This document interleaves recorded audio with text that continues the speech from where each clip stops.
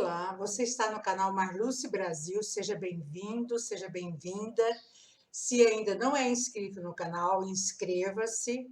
Se gostar, compartilhe. Se não gostar, compartilhe também, porque pode ser que, ao compartilhar, você encontre alguém que esteja precisando ouvir aquilo que você vai ver e ouvir aqui. Se gostou, deixe o seu like. Se não gostou, o seu dislike, não tem problema. Comente. O seu comentário é muito importante para que o canal tenha mais visibilidade. Nós estamos aqui para dar continuidade à nossa análise do processo de depressão, com vistas na religião espírita, a doutrina espírita. Nós estamos fazendo aqui no canal, na nossa playlist de estudos espíritas, nós estamos fazendo semanalmente a leitura de um dos fatores que causam a depressão. E hoje chegamos a um fator bastante temido pelas pessoas, pelos encarnados, no caso. E que muitos deles, não entendem ou ainda têm assim uma espécie de uma visão deturpada do que seja o processo obsessivo. O que a doutrina espírita nos fala a respeito disso? Bom, primeiro, as pessoas vão buscar a Deus, né? Chegam na casa espírita, por exemplo, ou mesmo nas igrejas, nos templos de outras religiões, né? Buscando Deus como se fosse a última alternativa. Aí começa o erro, porque Deus deveria ser a única e a primeira alternativa para buscar superar a depressão, né? Aí nós estamos agora no Setembro Amarelo e estamos falando do suicídio, né? E a depressão às vezes né, faz o ser depressivo, vê o suicídio como uma saída para aquele momento de dor que ele está enfrentando. E na realidade, ele é uma entrada para dores muito maiores.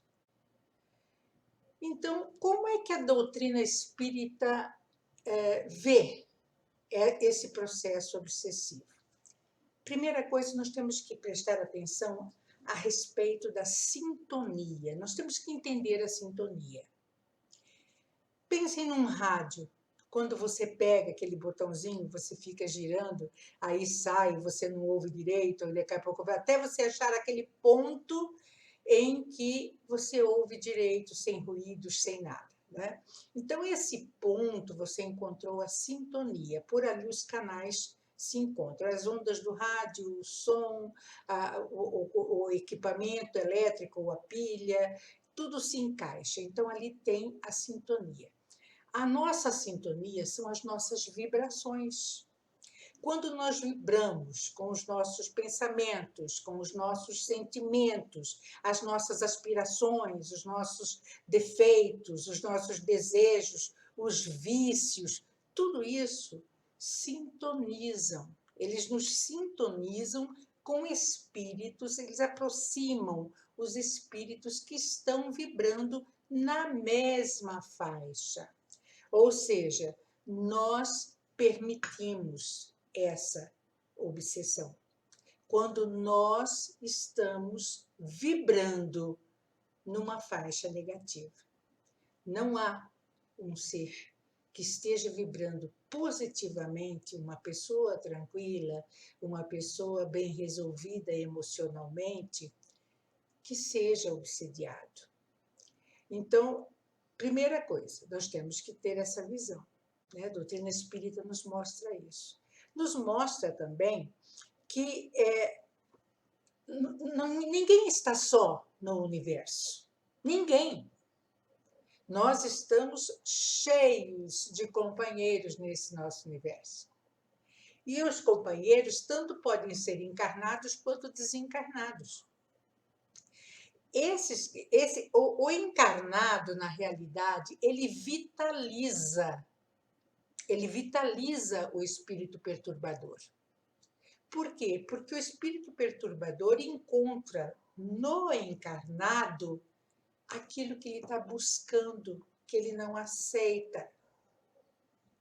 Então, quando eu estou vibrando com ódio, com raiva, o espírito que estiver com raiva, com ódio no campo espiritual, ele vai se sentir, ele vai se aproximar. Essas ondas trazem. Então, eu, particularmente, sou de opinião que nós somos muito mais obsessores do que obsediados. Como que se dá a obsessão?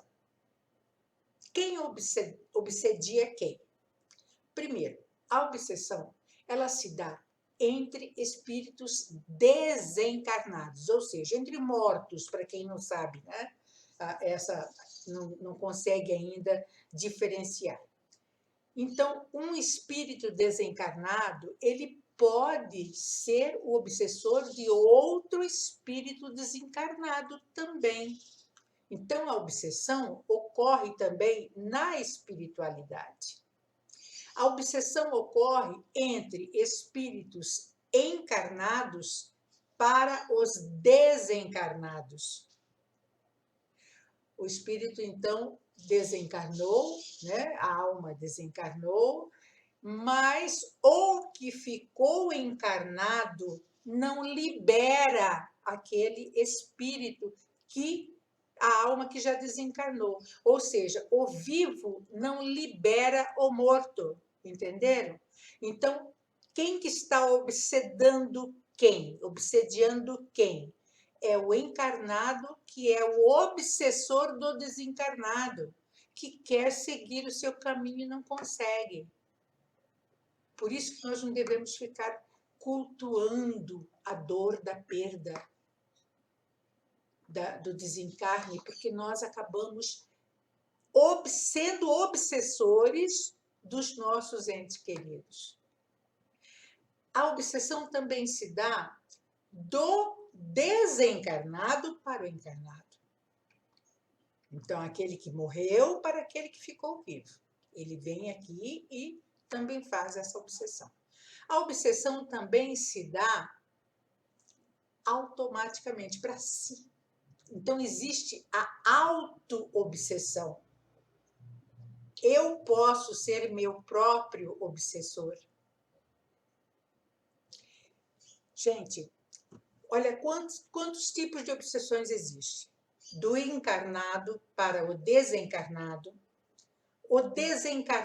para o encarnado, o encarnado para o encarnado, são dois vivos, entenderam?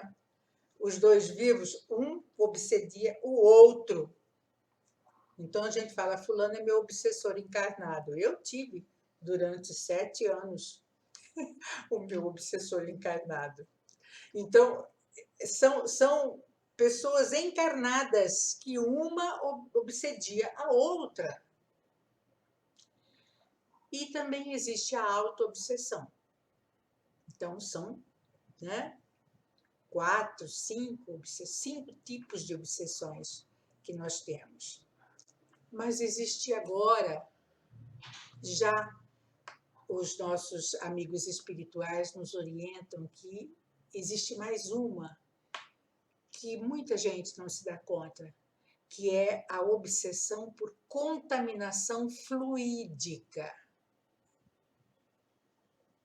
Nós estamos vivendo isso hoje no nosso país. Essa onda de ódio, de desentendimento, e que está contaminando as pessoas. É filho matando pai, é pai matando filho, é desentendimento, briga em família por motivos diversos, por gosto, por religião, por política, por isso, aquela coisa toda. Nós estamos em processo de obsessão fluídica. O nosso planeta está. E não é só o Brasil, não, porque isso está acontecendo no mundo todo. Essas adolescentes que entram armados e metralham os colegas em igrejas, em cinemas. Isso é obsessão fluídica. A obsessão ela pode ser intencional, que é aquela que é ditado pelo ódio, pela vingança, que é o que nós chamamos de obsessão ativa. E ela pode ser não intencional, que é ditado pelos sentimentos de mágoa, de melindre, e são das nossas emoções desordenadas. Esse tipo de obsessão é a obsessão passiva. Como que eu posso saber se eu estou em processo obsessivo ou não?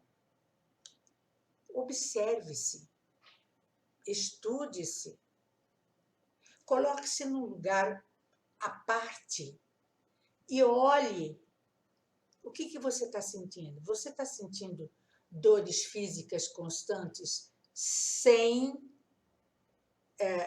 estado clínico?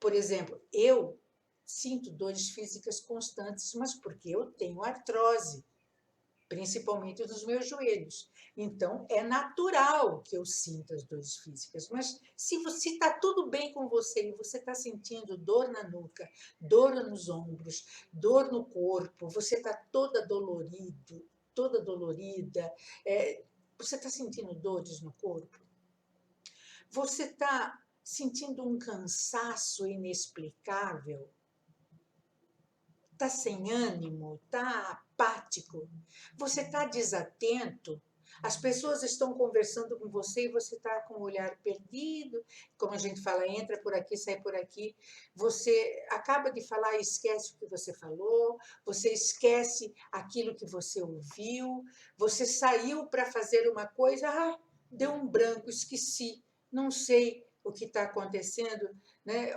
Onde foi que eu guardei tal coisa e não acho, mas coisas assim não, porque existe a memória, tá, gente? Normal. Mas coisas assim esporádicas, mas de repente acontece, são lampejos. Você sente que a sua razão está declinando, você não consegue raciocinar, agir com a razão, pensar para agir, você está agindo na impulsividade sempre, você está sem motivação, está sem motivação nenhuma, você não tem vontade de nada, simplesmente não tem.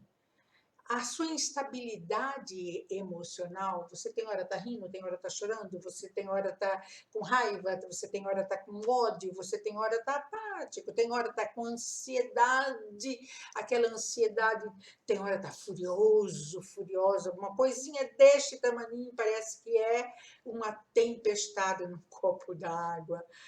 Você está com sentimento de culpa?